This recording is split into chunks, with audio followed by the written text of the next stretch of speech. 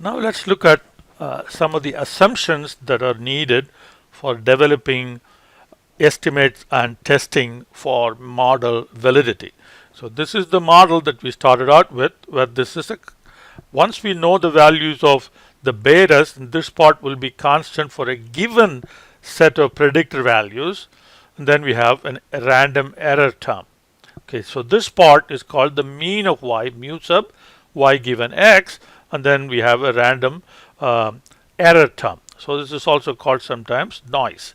So the assumptions are about this E and the model. Okay, so the noise, okay, or equivalently y follows the normal distribution. Since this is a constant for a given set of x values, whatever distribution, probability distribution, the error term will follow, the y will also follow the same distribution, except that the mean here is 0, and for y the mean is that.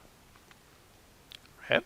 So follows normal distribution, the error term follows normal distribution, and the choice of variables and their form, that is the choice of variables x sub 1 through x sub p, okay, and these are multiplied by the slope coefficients, and then we add an intercept. So this is called a linear function. So this is the assumption about linearity is that the value of y is given by this model, a constant, okay, the mean of y given x plus a random variable term.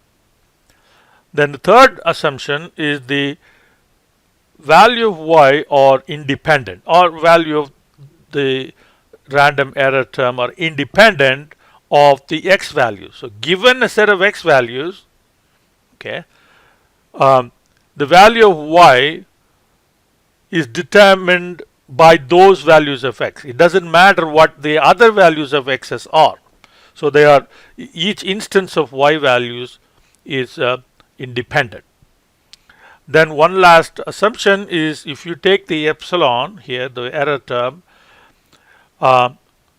which will have for a given set of x values, you have an error term E that follows normal distribution, right? That's one normal distribution. For the next set of x values, you will have slightly different, because your mu is going to be different now for the different set of x values. So you will have a different normal distribution, okay, with somewhat different mu value. So for all possible combination of x values, you're going to have different normal distributions with different mu's.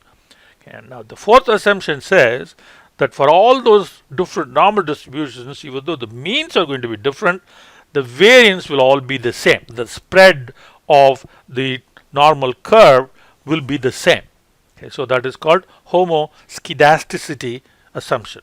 So all variances will be same for all combinations of x values. So these are the four assumptions. Typically in the explanatory modeling, assumptions are very important, because without the assumptions you will not be able to do any hypothesis testing. But in the predictive modeling case, where our interest is in future cases, the assumptions are important, but they are not that important. So if you're able to get good predictions, okay, so then that's good. You know, even if some of these assumptions are not valid, it's still okay, because our objective is to predict the future cases. So this slide describes what I just mentioned, that in the assumptions are more important in the explanatory modeling case. In predictive modeling, the model performance is what is most important. Satisfying the assumption is of secondary importance.